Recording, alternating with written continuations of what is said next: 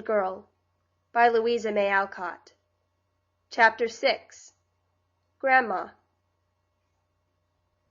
"Where's Polly?" asked Fan one snowy afternoon, as she came into the dining room where Tom was reposing on the sofa with his boots in the air, absorbed in one of those delightful books in which boys are cast away on desert islands, where every known fruit, vegetable, and flower is in its prime all the year round, or lost in boundless forests, where the young heroes have thrilling adventures, kill impossible beasts, and, when the author's invention gives out, suddenly find their way home, laden with tiger skins, tame buffaloes, and other pleasing trophies of their prowess. "Dunno," was Tom's brief reply, for he was just escaping from an alligator of the largest size. "Do put down that stupid book and let's do something," said Fanny, after a listless stroll round the room. "Hi, they've got him!" was the only answer vouchsafed by the absorbed reader. "Where's Polly?" asked Maud, joining the party with her hands full of paper dolls, all suffering for ball dresses. "Do get along and don't bother me," cried Tom, exasperated at the interruption. "Then tell us where she is. I'm sure you know, for she was down here a little while ago," said Fanny. "Up in Grandma's room, maybe." "Provoking thing! You knew it all the time and didn't tell just to plague us," scolded Maud. But Tom was now under water, stabbing his alligator, and took no notice of the indignant departure of the young ladies. "Polly's always poking up in Grandma's room. I don't see what fun there is in it," said Fanny as they went upstairs. "Polly's a very queer girl, and Grandma pets her a great deal more than she does me," observed Maud, with an injured air.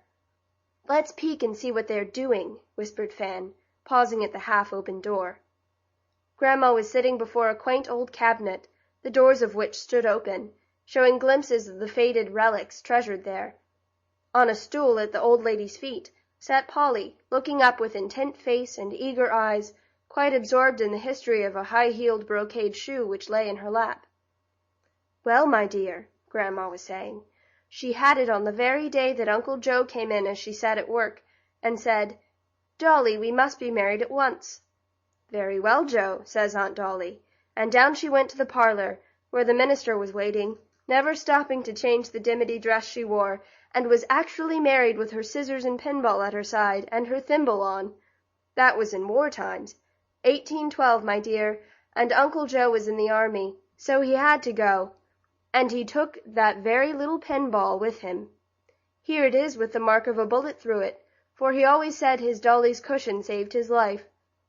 "How interesting that is!" cried Polly, as she examined the faded cushion with the hole in it.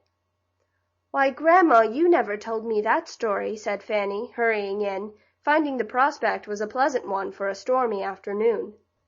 "You never asked me to tell you anything, my dear, so I kept my old stories to myself," answered Grandma, quietly. "Tell some now, please. May we stay and see the funny things?" said Fan and Maud, eyeing the open cabinet with interest. "If Polly likes. She is my company, and I am trying to entertain her, for I love to have her come," said Grandma with her old-time politeness. "Oh, yes, do let them stay and hear the stories.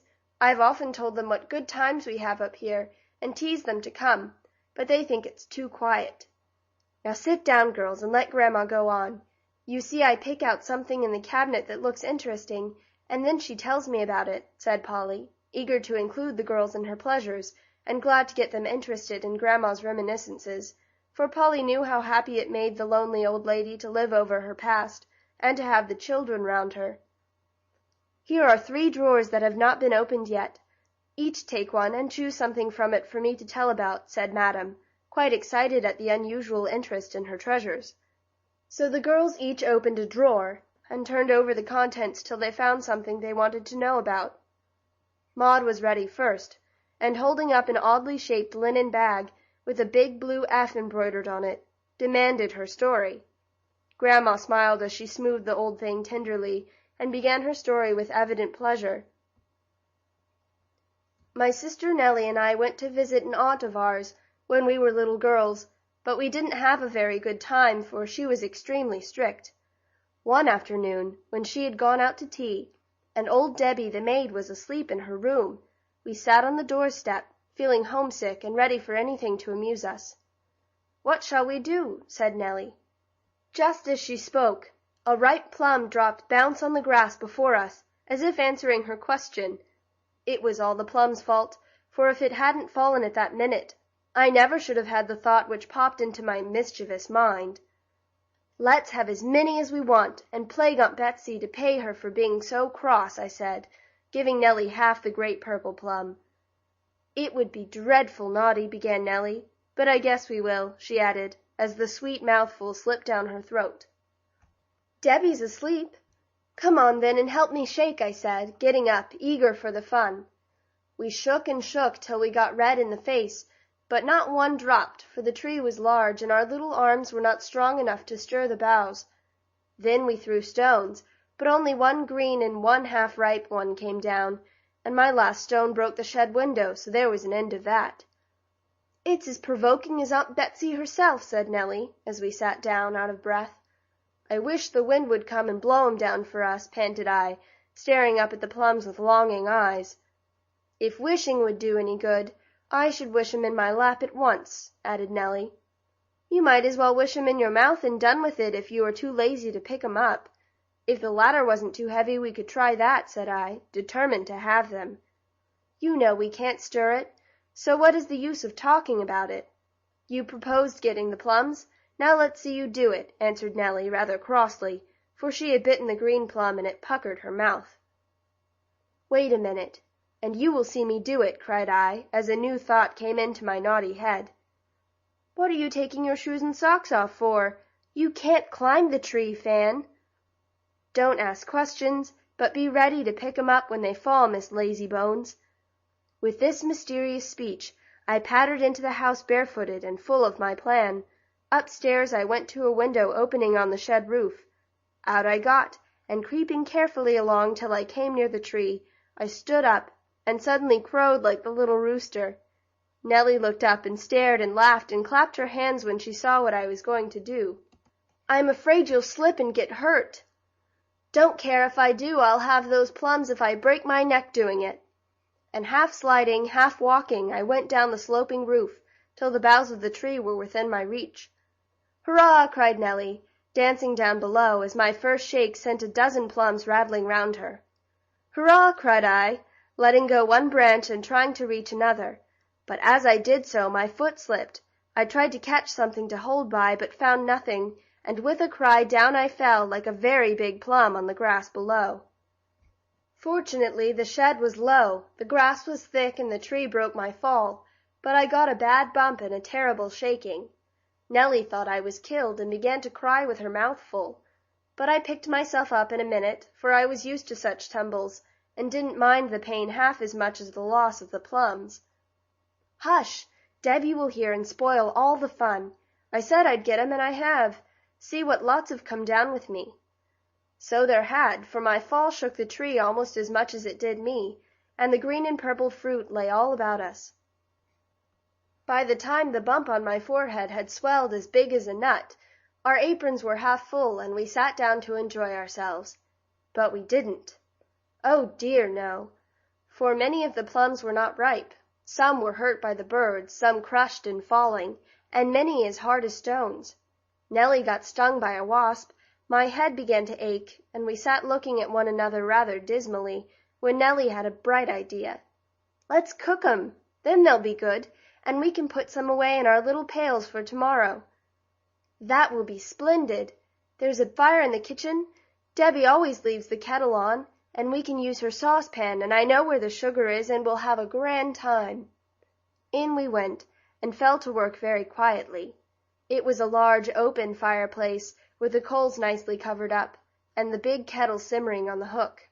We raked open the fire, put on the saucepan, and in it the best of our plums, with water enough to spoil them. But we didn't know that, and felt very important as we sat waiting for it to boil, each armed with a big spoon, while the sugar box stood between us ready to be used. How slow they were, to be sure! I never knew such obstinate things, for they wouldn't soften, though they danced about in the boiling water, and bobbed against the cover as if they were doing their best. The sun began to get low. We were afraid Debbie would come down, and still those dreadful plums wouldn't look like sauce. At last they began to burst.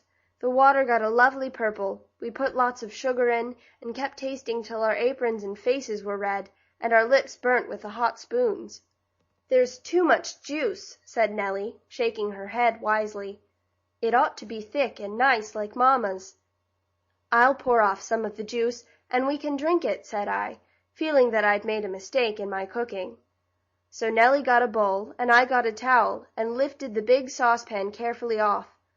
It was heavy and hot, and I was a little afraid of it, but didn't like to say so. Just as I began to pour, Debbie suddenly called from the top of the stairs, "Children, what under the sun are you doing?" It startled us both. Nellie dropped the bowl and ran, and I dropped the saucepan and didn't run, for a part of the hot juice splashed upon my bare feet and ankles and made me scream with dreadful pain. Down rushed Debbie to find me dancing about the kitchen with a great bump on my forehead, a big spoon in my hand, and a pair of bright purple feet. The plums were lying all over the hearth, the saucepan in the middle of the room, the basin was broken, and the sugar swimming about as if the bowl had turned itself over trying to sweeten our mess for us. Debbie was very good to me, for she never stopped to scold, but laid me down on the old sofa, and bound up my poor little feet with oil and cotton wool. Nellie, seeing me lie white and weak, thought I was dying, and went over to the neighbors for Aunt Betsy, and burst in upon the old ladies sitting primly at their tea, crying distractedly, "Oh, Aunt Betsy, come quick, for the saucepan fell off the shed and Fan's feet are all boiled purple." Nobody laughed at this funny message, and Aunt Betsy ran all the way home with a muffin in her hand and her ball in her pocket, though the knitting was left behind. I suffered a great deal, but I wasn't sorry afterward, for I learned to love Aunt Betsy, who nursed me tenderly, and seemed to forget her strict ways in her anxiety for me. This bag was made for my special comfort, and hung on the sofa where I lay all those weary days. Aunt kept it full of pretty patchwork, or, what I liked better, ginger nuts and peppermint drops to amuse me, though she didn't approve of cosseting children up, any more than I do now. "I like that very well, and I wish I could have been there," was Maud's condescending remark, as she put back the little bag, after a careful peep inside, as if she hoped to find an ancient ginger nut or a well-preserved peppermint drop still lingering in some corner. We had plums enough that autumn, but didn't seem to care much about them after all, for our prank became a household joke, and for years we never saw the fruit, but Nellie would look at me with a funny face and whisper, "Purple stockings, Fan." "Thank you, ma'am," said Polly. "Now, Fan, your turn next." "Well, I've a bundle of old letters, and I'd like to know if there is any story about them," answered Fanny, hoping some romance might be forthcoming. Grandma turned over the little packet tied up with a faded pink ribbon, a dozen yellow notes written on rough, thick paper, with red wafers still adhering to the folds, showing plainly that they were written before the day of initial note paper and self-sealing envelopes. "They are not love letters, dearie, but notes from my mates after I left Miss Cotton's boarding school. I don't think there is any story about them." And Grandma turned them over with spectacles before the dim eyes, so young and bright when they first read the very same notes. Fanny was about to say, "I'll choose again," when Grandma began to laugh so heartily that the girls felt sure she had caught some merry old memory which would amuse them. "Bless my heart, I haven't thought of that frolic this 40 years. Poor dear giddy Sally Pomeroy, and she's a great-grandmother now," cried the old lady, after reading one of the notes and clearing the mist off her glasses. "Now please tell about her. I know it's something funny to make you laugh so," said Polly and Fan together. "Well, it was droll, and I'm glad I remembered it, for it's just the story to tell you young things. It was years ago," began Grandma briskly, "and teachers were very much stricter than they are now. The girls at Miss Cotton's were not allowed lights in their rooms after 9 o'clock, never went out alone, and were expected to behave like models of propriety from morning till night. As you may imagine, 10 young girls, full of spirits and fun, found these rules hard to keep, and made up for good behavior in public by all sorts of frolics in private. Miss Cotton and her brother sat in the back parlor after school was over and the young ladies were sent to bed. Mr. John was very deaf, and Miss Priscilla very near-sighted, two convenient afflictions for the girls on some occasions, but once they proved quite the reverse, as you shall hear. We had been very prim for a week, and our bottled-up spirits could no longer be contained, so we planned a revel after our own hearts and set our wits to work to execute it. The first obstacle was surmounted in this way. As none of us could get out alone, we resolved to lower Sally from the window, for she was light and small and very smart. With our combined pocket money, she was to buy nuts and candy, cake and fruit, pie and a candle, so that we might have a light, after Betsy took ours away as usual. We were to darken the window of the inner chamber, set a watch in the little entry, light up, and then for a good time.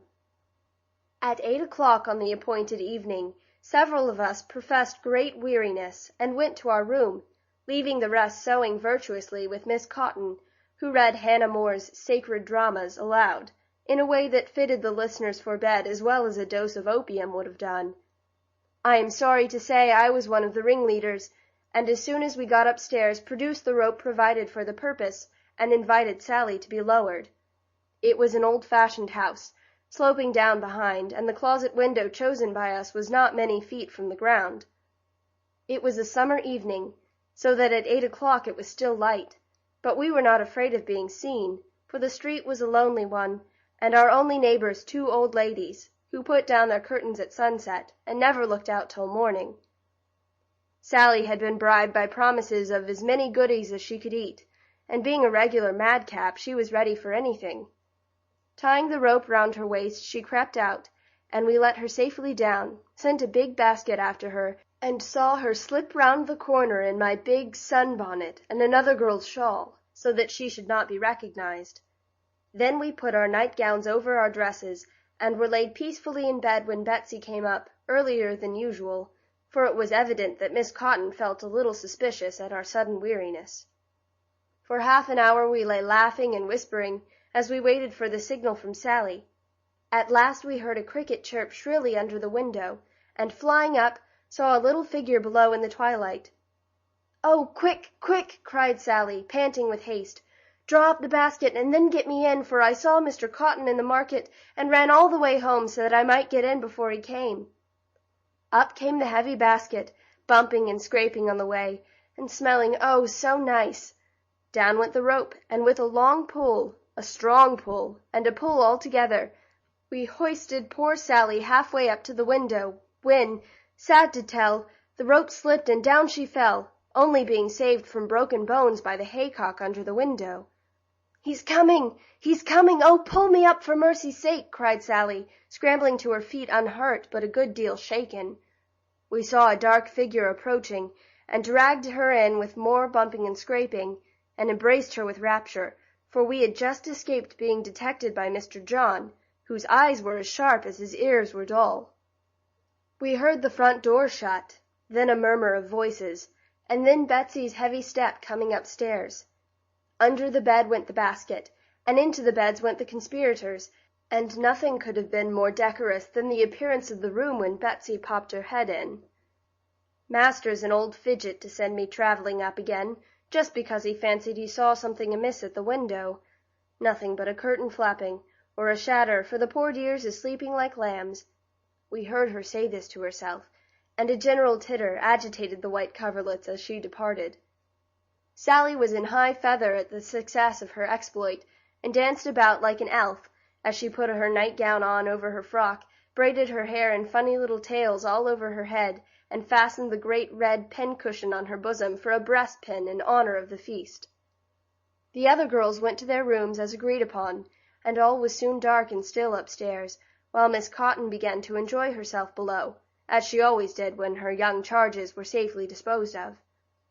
Then ghosts began to walk, and the mice scuttled back to their holes in alarm, for white figures glided from room to room, till all were assembled in the little chamber.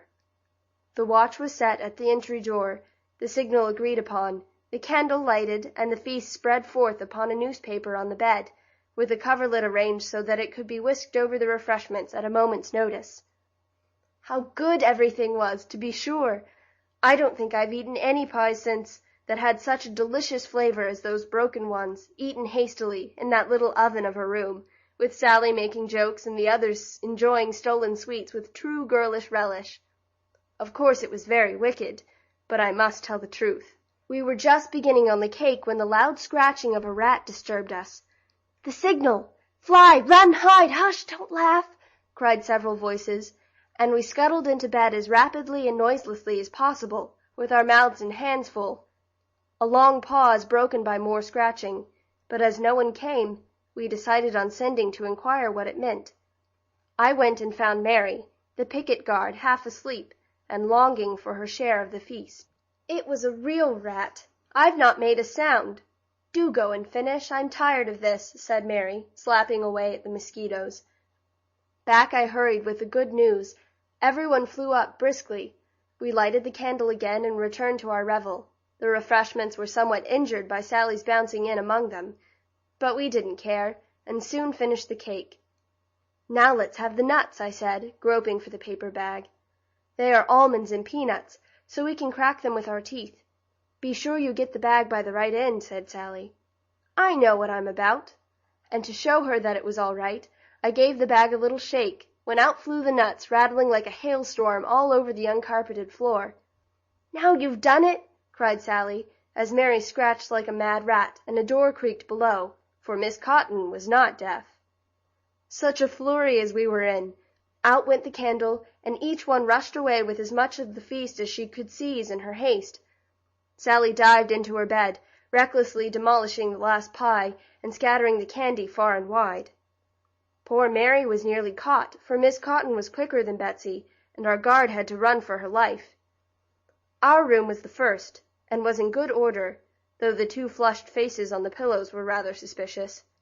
Miss Cotton stood staring about her, looking so funny without her cap that my bedfellow would have gone off in a fit of laughter if I had not pinched her warningly. "Young ladies, what is this unseemly noise?" No answer from us but a faint snore. Miss Cotton marched into the next room, put the same question, and received the same reply. In the third chamber lay Sally, and we trembled as the old lady went in. Sitting up, we peeped and listened breathlessly. "Sarah, I command you to tell me what this all means." But Sally only sighed in her sleep, and muttered wickedly, "Ma, take me home. I'm starved at Cotton's." "Mercy on me! Is the child going to have a fever?" cried the old lady, who did not observe the telltale nuts at her feet. "So dull, so strict. Oh, take me home," moaned Sally, tossing her arms and gurgling like a naughty little gypsy. That last bit of acting upset the whole concern, for as she tossed her arms she showed the big red cushion on her breast. Nearsighted as she was, that ridiculous object could not escape Miss Cotton, neither did the orange that rolled out from the pillow, nor the boots appearing at the foot of the bed. With sudden energy the old lady plucked off the cover, and there lay Sally with her hair dressed, la topsy, her absurd breastpin and her dusty boots, among papers of candy, bits of pie and cake, oranges and apples, and a candle upside down burning a hole in the sheet. At the sound of Miss Cotton's horrified exclamation, Sally woke up, and began laughing so merrily that none of us could resist following her example, and the rooms rang with merriment for many minutes. I really don't know when we should have stopped if Sally had not got choked with the nut she had in her mouth, and so frightened us nearly out of our wits. "What became of the things, and how were you punished?" asked Fan, in the middle of her laughter. "The remains of the feast went to the pig, and we were kept on bread and water for 3 days." "Did that cure you?" "Oh dear, no. We had half a dozen other frolics that very summer, and although I cannot help laughing at the remembrance of this, you must not think, child, that I approve of such conduct or excuse it. No, no, my dear, far from it." "I call that a tip-top story. Drive on, Grandma, and tell one about boys," broke in a new voice, and there was Tom astride of a chair, listening and laughing with all his might, for his book had come to an end, and he had joined the party unobserved. "Wait for your turn, Tommy. Now, Polly dear, what will you have?" said Grandma, looking so lively and happy that it was very evident reminiscing did her good. "Let mine come last. and tell one for Tom next," said Polly, looking round and beckoning him nearer. He came and sat himself cross-legged on the floor, before the lower drawer of the cabinet, which Grandma opened for him, saying with a benign stroke of the curly head, "There, dear, that's where I keep the little memorials of my brother Jack. Poor lad, he was lost at sea, you know. Well, choose anything you like, and I'll try to remember a story about it." Tom made a rapid rummage, and fished up a little broken pistol. "There, that's the chap for me. Wish it wasn't spoiled, then we'd have fun popping away at the cats in the yard. Now then, Grandma." "I remember one of Jack's pranks, when that was used with great effect," said Grandma, after a thoughtful pause, during which Tom teased the girls by snapping the lock of the pistol in their faces. "Once upon a time," continued Madam, much flattered by the row of interested faces before her, "my father went away on business, leaving mother, aunt, and us girls to Jack's care. Very proud he was, to be sure, of the responsibility, and the first thing he did was to load that pistol and keep it by his bed, in our great worriment, for we feared he'd kill himself with it. For a week all went well. Then we were startled by the news that robbers were about. All sorts of stories flew through the town. We were living in the country then. Some said that certain houses were marked with a black cross, and those were always robbed. Others, that there was a boy in the gang, for windows, so small that they were considered safe, were entered by some little rogue. At one place the thieves had a supper, and left ham and cake in the front yard. Mrs. Jones found Mrs. Smith's shawl in her orchard, with a hammer and an unknown teapot near it. One man reported that someone tapped at his window in the night, saying softly, 'Is anyone here?' And when he looked out, 2 men were seen to run down the road. We lived just out of town, in a lonely place. The house was old, with convenient little back windows, and 5 outside doors. Jack was the only man about the place, and he was barely 13. Mother and aunt were very timid, and the children weren't old enough to be of any use, so Jack and I were the home guard, and vowed to defend the family manfully." "Good for you! Hope the fellows came," cried Tom, charmed with this opening. "One day an ill-looking man came in and asked for food," continued Grandma with a mysterious nod, "and while he ate, I saw him glance sharply about from the wooden buttons on the back doors to the silver urn and tankards on the dining-room sideboard. A strong suspicion took possession of me, and I watched him as a cat does a mouse. He came to examine the premises, I'm sure of it, but we will be ready for him," I said fiercely as I told the family about him. This fancy haunted us all, and our preparations were very funny. Mother borrowed a rattle and kept it under her pillow. Aunt took a big bell to bed with her. The children had little Tip, the terrier, to sleep in their room, while Jack and I mounted guard, he with the pistol and I with a hatchet, for I didn't like firearms. Biddy, who slept in the attic, practiced getting out on the shed roof, so that she might run away at the first alarm. Every night we arranged pitfalls for the robbers, and all filed up to bed, bearing plate, money, weapons, and things to barricade with, as if we lived in war times.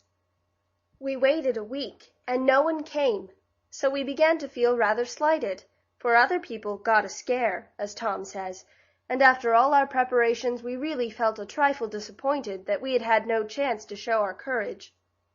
At last a black mark was found upon our door, and a great panic ensued, for we felt that now our time had come.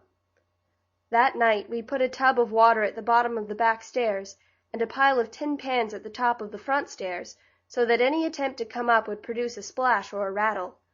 Bells were hung on door handles, sticks of wood piled up in dark corners for robbers to fall over, and the family retired, all armed and all provided with lamps and matches. Jack and I left our doors open, and kept asking one another if we didn't hear something, till he fell asleep. I was wakeful and lay listening to the crickets till the clock struck 12. Then I got drowsy, and was just dropping off when the sound of steps outside woke me up, staring wide awake. Creeping to the window, I was in time to see by the dim moonlight a shadow glide round the corner and disappear. A queer little thrill went over me, but I resolved to keep quiet till I was sure something was wrong, for I'd given so many false alarms, I didn't want Jack to laugh at me again. Popping my head out of the door, I listened, and presently heard a scraping sound near the shed. There they are. But I won't rouse the house till the bell rings or the pans fall. The rogues can't go far without a clatter of some sort, and if we could only catch one of them, we should get the reward and a deal of glory, I said to myself, grasping my hatchet firmly. A door closed softly below, and a step came creeping towards the back stairs. Sure now of my prey, I was just about to scream, "Jack!" when something went splash into the tub at the foot of the back stairs.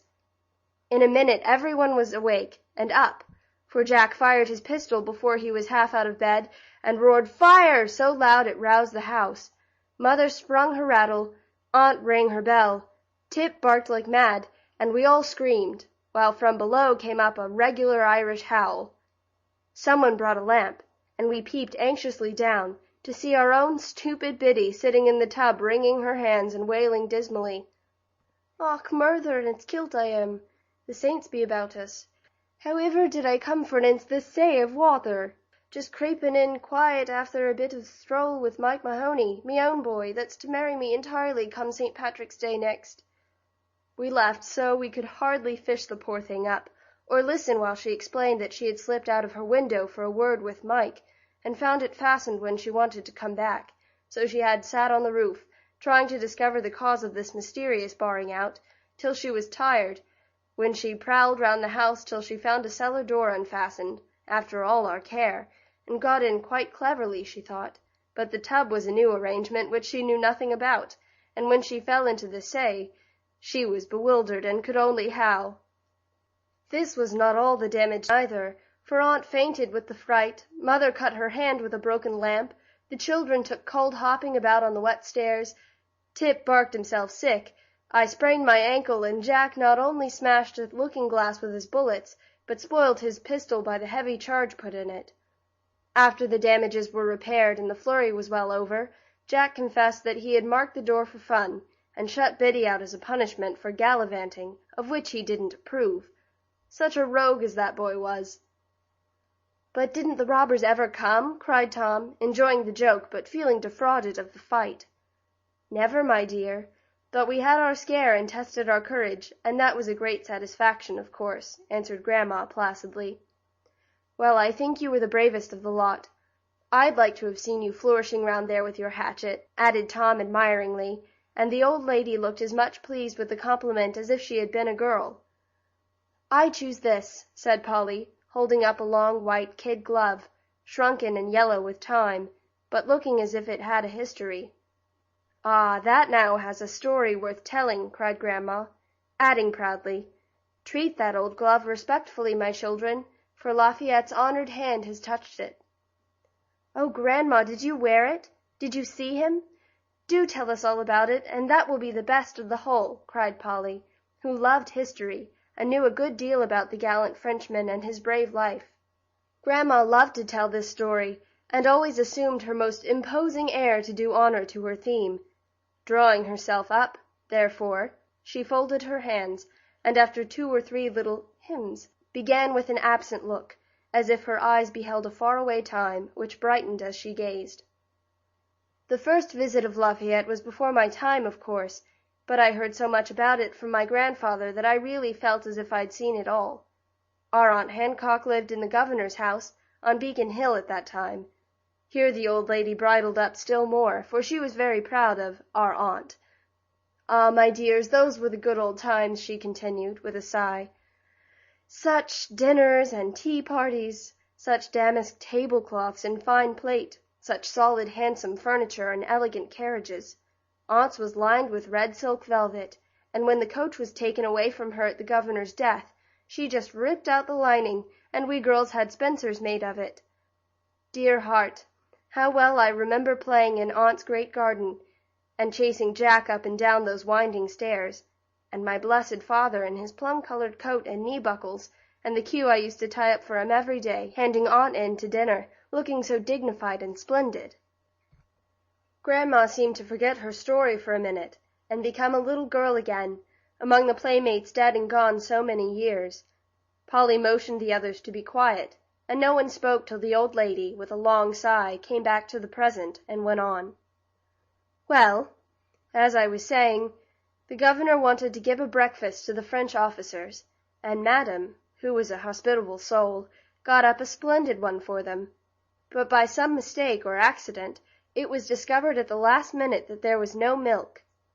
A great deal was needed, and very little could be bought or borrowed, so despair fell upon the cooks and maids, and the great breakfast would have been a failure if Madam, with the presence of mind of her sex, had not suddenly bethought herself of the cows feeding on the common. To be sure, they belonged to her neighbors, and there was no time to ask leave, but it was a national affair. Our allies must be fed, and feeling sure that her patriotic friends would gladly lay their cows on the altar of their country, Madam Hancock covered herself with glory by calmly issuing the command, "Milk 'em." It was done, to the great astonishment of the cows, and the entire satisfaction of the guests, among whom was Lafayette. This milking feat was such a good joke that no one seems to have remembered much about the great man, though one of his officers, a count, signalized himself by getting very tipsy, and going to bed with his boots and spurs on, which caused the destruction of Aunt's best yellow damask coverlet, for the restless sleeper kicked it into rags by morning. Aunt valued it very much, even in its tattered condition, and kept it a long while, as a memorial of her distinguished guests.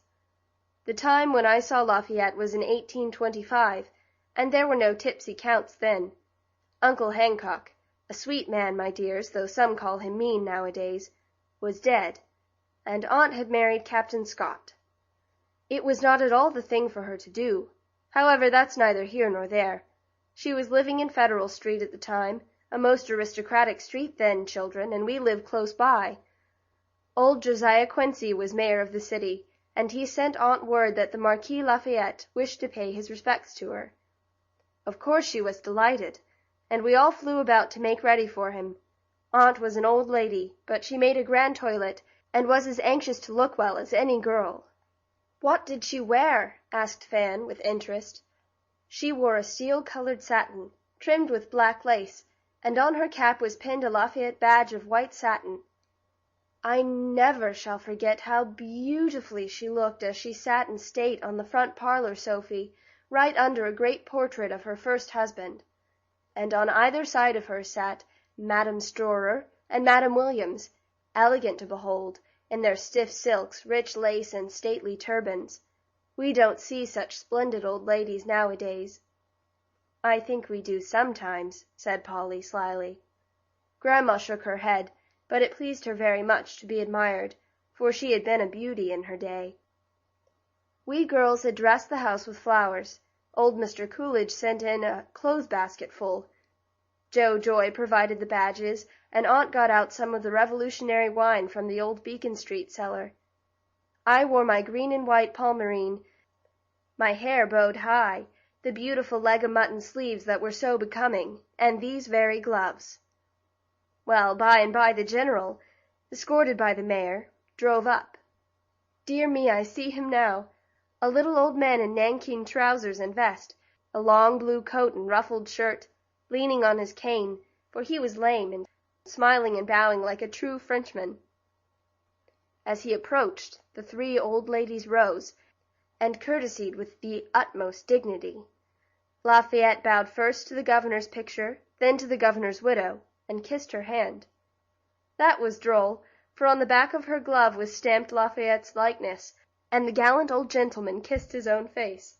Then some of the young ladies were presented, and, as if to escape any further self-salutations, the Marquis kissed the pretty girls on the cheek. Yes, my dears, here is just the spot where the dear old man saluted me. I'm quite as proud of it now as I was then, for he was a brave, good man, and helped us in our trouble. He did not stay long, but we were very merry, drinking his health, receiving his compliments, and enjoying the honor he did us. Down in the street there was a crowd, of course, and when he left they wanted to take out the horses and drag him home in triumph. But he didn't wish it, and while that affair was being arranged, we girls had been pelting him with the flowers which we tore from the vases, the walls, and our own topknots, to scatter over him. He liked that, and laughed, and waved his hand to us while we ran and pelted and begged him to come again. We young folks quite lost our heads that night, and I haven't a very clear idea of how I got home. The last thing I remember was hanging out of the window with a flock of girls, watching the carriage roll away, while the crowd cheered as if they were mad. Bless my heart, it seems as if I heard 'em now. Hurrah for Lafayette and Mayor Quincy! Hurrah for Madam Hancock and the pretty girls! Hurrah for Colonel May! 3 cheers for Boston, now then! Hurrah, hurrah, hurrah!" And here the old lady stopped, out of breath, with her cap askew, her spectacles on the end of her nose, and her knitting much the worse for being waved enthusiastically in the air, while she hung over the arm of her chair, shrilly cheering an imaginary Lafayette. The girls clapped their hands, and Tom hurrahed with all his might, saying when he got his breath, "Lafayette was a regular old trump. I always liked him." "My dear, what a disrespectful way to speak of that great man," said Grandma, shocked at young America's irreverence.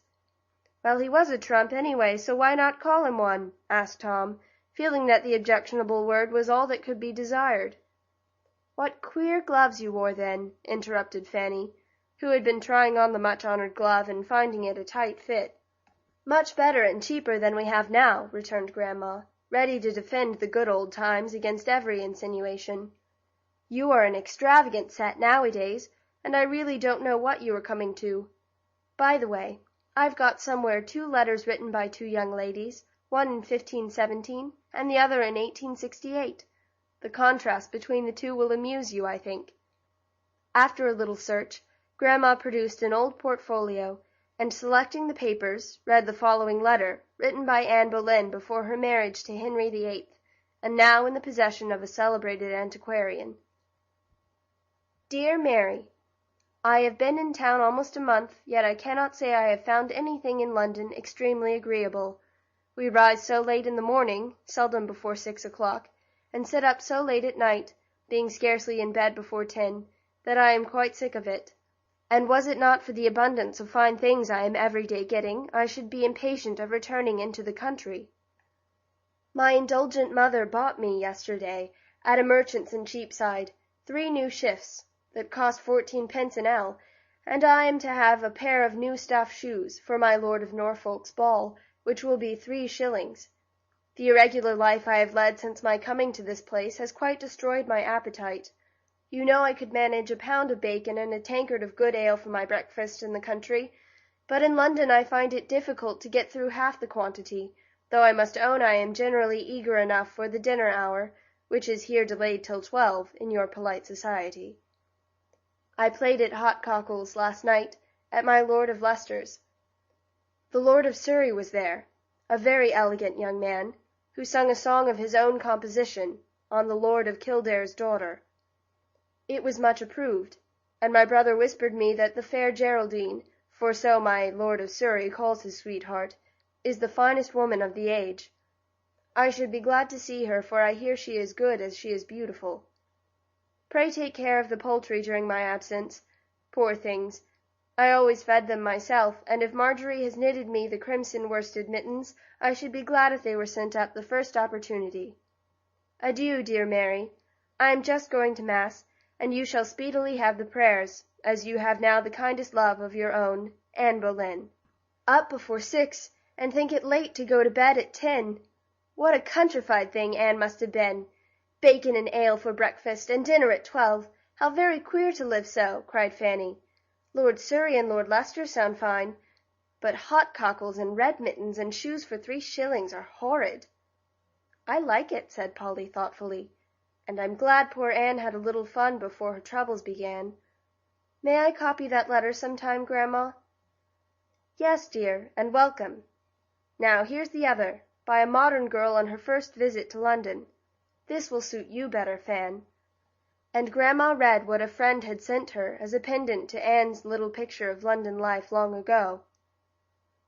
My dearest Constance, after 3 months of intense excitement, I snatch a leisure moment to tell you how much I enjoy my first visit to London. Having been educated abroad, it really seems like coming to a strange city.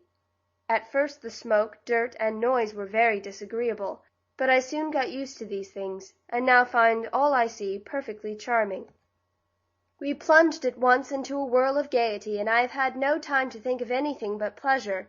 It is the height of the season, and every hour is engaged either in going to balls, concerts, theatres, fêtes, and church, or in preparing for them. We often go to 2 or 3 parties in an evening, and seldom get home till morning, so of course we don't rise till noon next day. This leaves very little time for our drives, shopping, and calls before dinner at 8, and then the evening gaieties begin again. At a ball at Lady Russell's last night, I saw the Prince of Wales, and danced in the set with him. He is growing stout and looks dissipated. I was disappointed in him, for neither in appearance nor conversation was he at all princely. I was introduced to a very brilliant and delightful young gentleman from America. I was charmed with him, and rather surprised to learn that he wrote the poems which were so much admired last season, also that he is the son of a rich tailor. How odd these Americans are, with their money and talent and independence! Oh, my dear, I must not forget to tell you the great event of my first season. I am to be presented at the next drawing-room. Think how absorbed I must be in preparation for this grand affair. Mamma is resolved that I shall do her credit, and we have spent the last 2 weeks driving about, from milliners to mantua-makers, from merchants to jewelers. I am to wear white satin and plumes, pearls and roses. My dress will cost £100 or more, and is very elegant. My cousins and friends lavish lovely things upon me, and you will open your unsophisticated eyes when I display my silks and laces, trinkets and French hats, not to mention billets doux, photographs, and other relics of a young belle's first season. You ask if I ever think of home. I really haven't time, but I do sometimes long a little for the quiet, the pure air and the girlish amusements I used to enjoy so much. One gets pale and old, and sadly fagged out, with all this dissipation, pleasant as it is. I feel quite blah already. If you could send me the rosy cheeks, bright eyes, and gay spirits I always had at home, I'd thank you. As you cannot do that, please send me a bottle of June rain-water, for my maid tells me it is better than any cosmetic for the complexion, and mine is getting ruined by late hours. I fancy some fruit off our own trees would suit me, for I have no appetite, and mamma is quite desolate about me. One cannot live on French cookery without dyspepsia, and one can get nothing simple here, for food, like everything else, is regulated by the fashion. Adieu, ma chère, I must dress for church. I only wish you could see my new hat and go with me, for Lord Rockingham promised to be there. Adieu, yours eternally, Florence. Yes, I do like that better, and I wish I had been in this girl's place, don't you, Polly? Said Fan, as Grandma took off her glasses. I should love to go to London and have a good time, but I don't think I should care about spending ever so much money or going to court. Maybe I might when I got there, for I do like fun and splendor, added honest Polly, feeling that pleasure was a very tempting thing. Grandma looks tired. Let's go and play in the drawing-room, said Maud, who found the conversation getting beyond her depth. Let us all kiss and thank Grandma for amusing us so nicely before we go, whispered Polly. Maud and Fanny agreed, and Grandma looked so gratified by their thanks that Tom followed suit, merely waiting till those girls were out of sight, to give the old lady a hearty hug and a kiss on the very cheek Lafayette had saluted. When he reached the playroom, Polly was sitting in the swing, saying very earnestly, "I always told you it was nice up in Grandma's room, and now you see it is. I wish you'd go oftener. She admires to have you and likes to tell stories and do pleasant things, only she thinks you don't care for her quiet sort of fun. I do, anyway, and I think she's the kindest, best old lady that ever lived, and I love her dearly." "I didn't say she wasn't, only old people are sort of tedious and fussy, so I keep out of their way," said Fanny. "Well, you ought not to, and you miss lots of pleasant times. My mother says we ought to be kind and patient and respectful to all old folks, just because they are old, and I always mean to be." "Your mother's everlastingly preaching," muttered Fan, nettled by the consciousness of her own shortcomings with regard to Grandma. "She don't preach," cried Polly, firing up like a flash. "She only explains things to us, and helps us be good, and never scolds, and I'd rather have her than any other mother in the world, though she don't wear velvet cloaks and splendid bonnets, so now—" "Go it, Polly," called Tom, who was gracefully hanging head downward from the bar put up for his special benefit. "Polly's mad, Polly's mad," sung Maud, skipping rope round the room. "If Mr. Sidney could see you now, he wouldn't think you such an angel any more," added Fanny, tossing a bean-bag in her head at the same time. Polly was mad. Her face was very red, her eyes very bright, and her lips twitched, but she held her tongue and began to swing as hard as she could, fearing to say something she would be sorry for afterward. For a few minutes no one spoke. Tom whistled and Maud hummed, but Fan and Polly were each soberly thinking of something, for they had reached an age when children, girls especially, begin to observe, contrast, and speculate upon the words, acts, manners, and looks of those about them.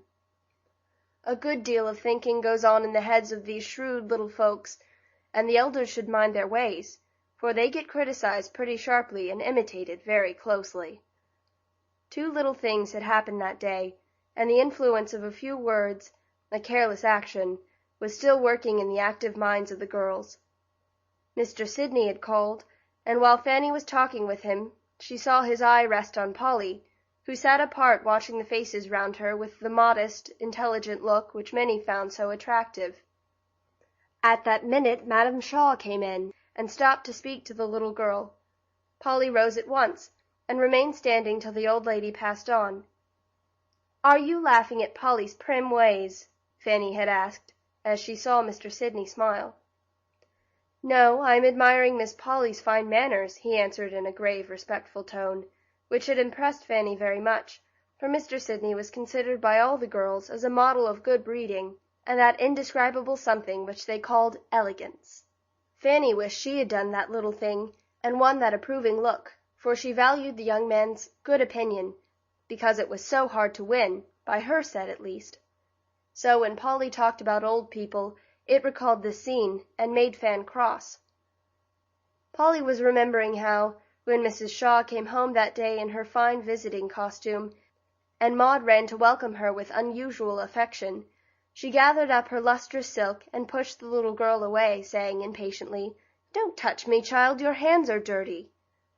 Then the thought had come to Polly that the velvet cloak didn't cover a right motherly heart, that the fretful face under the nodding purple plumes was not a tender motherly face, and that the hands in the delicate primrose gloves had put away something very sweet and precious. She thought of another woman, whose dress never was too fine for little wet cheeks to lie against, or loving little arms to press, whose face, in spite of many lines and the gray hairs above it, was never sour or unsympathetic when children's eyes turned towards it, and whose hands never were too busy, too full, or too nice to welcome and serve the little sons and daughters who freely brought their small hopes and fears, sins and sorrows to her, who dealt out justice and mercy with such wise love. "Ah, that's a mother," thought Polly, as the memory came warm into her heart, making her feel very rich, and pity Maud for being so poor.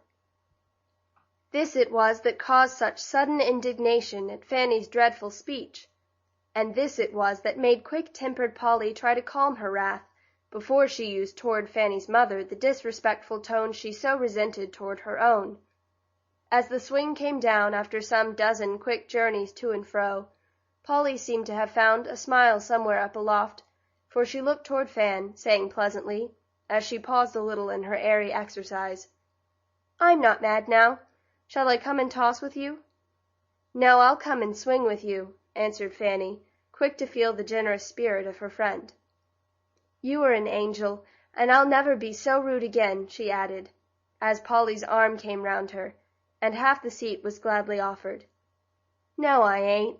But if I ever get at all like one, it will be mother's preaching that did it," said Polly, with a happy laugh. "Good for you, Polly Peacemaker," cried Tom, quoting his father, and giving them a grand push as the most appropriate way of expressing his approbation of the sentiment. Nothing more was said, but from that day there slowly crept into the family more respect for Grandma, more forbearance with her infirmities, more interest in her little stories, and many a pleasant gossip did the dear old lady enjoy with the children as they gathered round her fire, solitary so long. End of chapter 6.